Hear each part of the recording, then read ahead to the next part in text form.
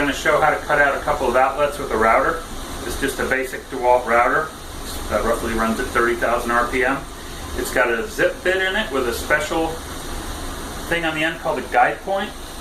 This tip actually has no flutes on the very end, and that helps it to go against the work as we're cutting counterclockwise on the outside of an object, or if we want to cut against the inside of something, we would go clockwise.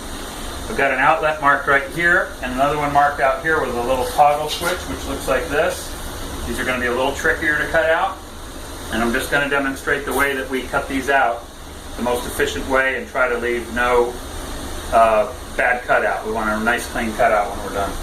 So I'm going to demonstrate right now how to do this.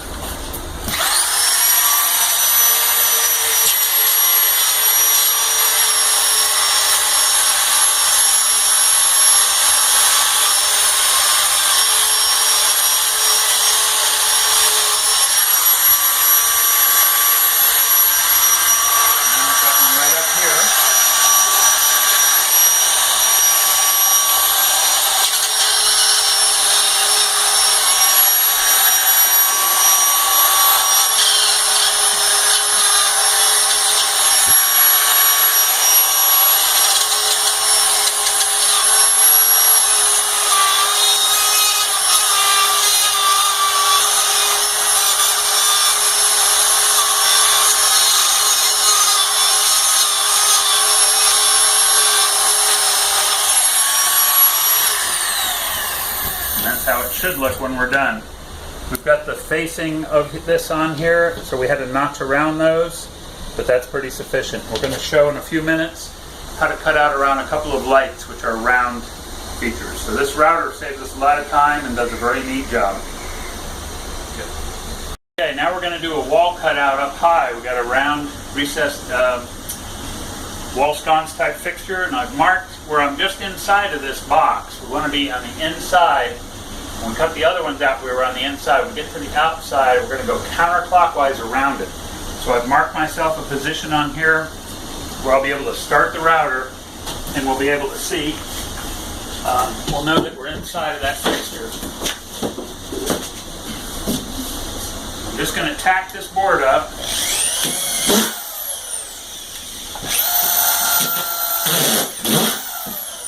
That's going to hold it while we get ready to do our first routing. We're going to do the routing. The board's held into position where we want it. We've got our mark. And go counterclockwise around it.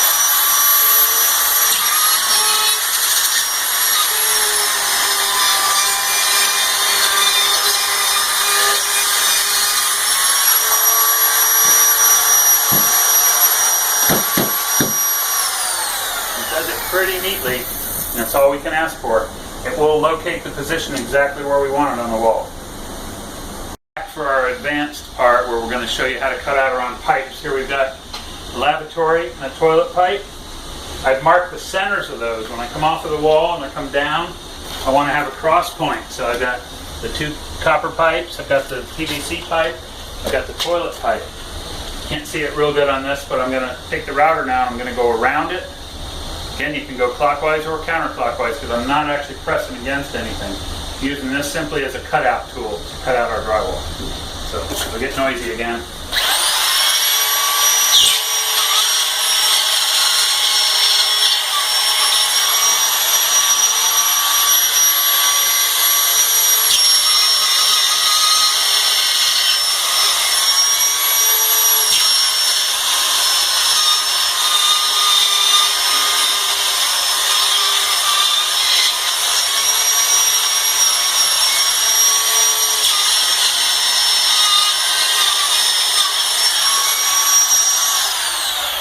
That's on its side.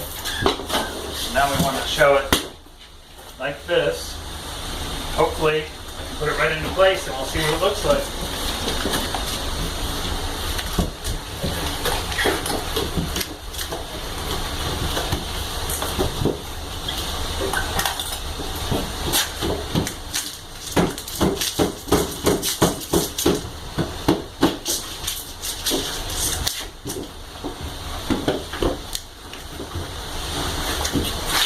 Got it. there you can see pretty much by the time we raise it up, it should be a pretty close fit. And we want to mark any pipes that are behind there so we don't accidentally screw a pipe. And that's how you do it.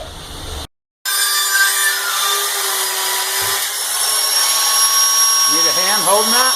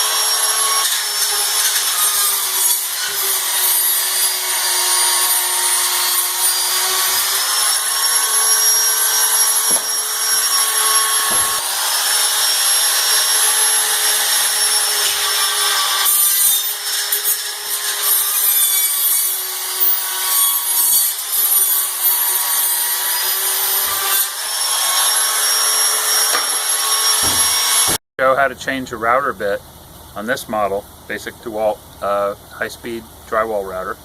First, you're going to want to have your tool unplugged while you're doing any bit changes. And it's got a collet on here with a locking collar that goes around it. We've got two kinds of router bits. I told a little bit about this in the first part where we're actually doing a demonstration. And one is fluted, which has the threads or flutes going all the way out to the end, and guide point router bit has a solid bar of round metal on the end, which acts as a guide to go against work as you're cutting around something. So we're going to put a bit in, and I'm just going to show how you do this. It's pretty easy.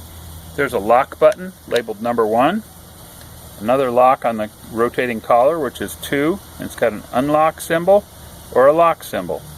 First thing we do is press down on the number 1, and then we're going to slip the smooth end of the shaft, the base end of the router bit, into the collet.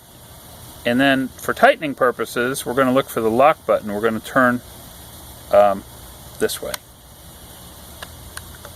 And you'll feel this button click all the way down as it's grabbing. What it's allowing you to do is to tighten up this hex collar on here. Now we're tight. We want to be about 1.25 inches out, where we're just onto the smooth part of the shank of the router bit. And that's the proper depth to go into the wall or into the ceiling through drywall. We don't want to overextend, but that will allow us to penetrate into the drywall the proper depth to reach the electrical box. So that's the basics of how you do routing.